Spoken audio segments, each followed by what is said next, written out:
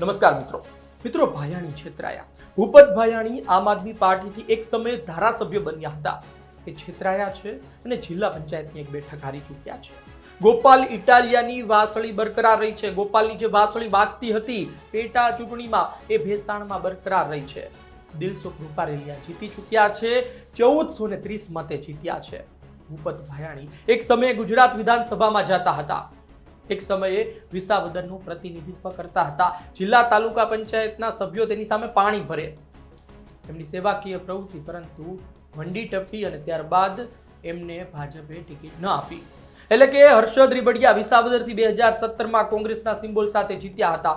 ભાજપે વિચાર્યું વંડી ટપ્પી લઈ આવીએ અને ત્યારબાદ તેને ધારાસભ્ય બનાવ્યો. વંડી ટપાવી પણ ખરી, પરંતુ લોકોએ તેમને ન સ્વીકાર્યા. લોકોએ જનાદેશ આપ્યો ભૂપત ભાયાણી તરફ. એટલે કે 2022માં ભૂપત ભાયાણી હર્ષદ રીબડિયા સામે જીત્યા હતા. એ હર્ષદ રીબડિયા પણ વંડી ટપ્યા હતા અને એ જ પ્રકારે ભૂપત ભાયાણી પણ વંડી ટપી અને ભાજપમાં જોડાઈ ગયા.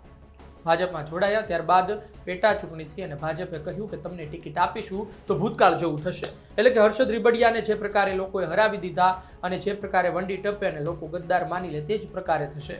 આમ તો પેટા ચૂંટણીમાં ભાજપ જે આવે વંડી ટપીને તેને જ ટિકિટ આપે, પરંતુ ભૂપત ભાયાણીના કેસમાં તેમણે એવું વિચાર્યું કે આપણે તેને ટિકિટ નથી આપવી. કિરીટ પટેલ ટિકિટ લઈ આવે છે.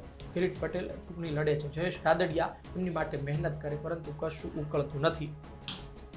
ગોપાલ ઇટાલિયા જીતે છે અને ત્યારબાદ ભૂપત ભાયાણીનું શું? ભૂપત ભાયાણીને ટિકિટ આપવામાં આવે છે ભેસાણની અને ત્યારબાદ ભેસાણમાં ખેલ પડે છે. ભેસાણમાં આમ આદમી પાર્ટી જીતે છે અને ભૂપત ભાયાણી એક સમયે ધારાસભ્ય કક્ષાનો વ્યક્તિ હારી જાય છે. કહેવાય છે વિસાવદર, જુનાગઢ, ભેસાણમાં કે ભારતીય જનતા પાર્ટીના નેતાઓનો ખેલ ભાજપના જ નેતાઓ પાડી દે છે અને તેના દુશ્મનો, તેના હરીફ તો ઓછા છે, પરંતુ તેની જ પાર્ટીના મોટા મોટા નેતાઓ છે.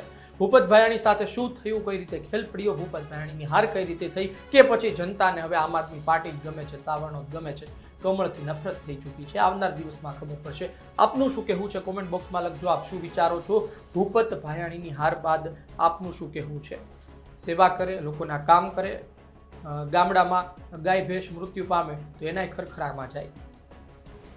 પશુપાલક હોય તેની પાસે જઈ તેની ખબર કાઢે કે તમારી ભેંસ મરી ગઈ, અમને સહાનુભૂતિ છે. એવા નેતા, પરંતુ વાત એ છે પક્ષ કયો. આપનો અભિપ્રાય લખજો કોમેન્ટ બોક્સમાં. આપ શું વિચારો છો? ધન્યવાદ.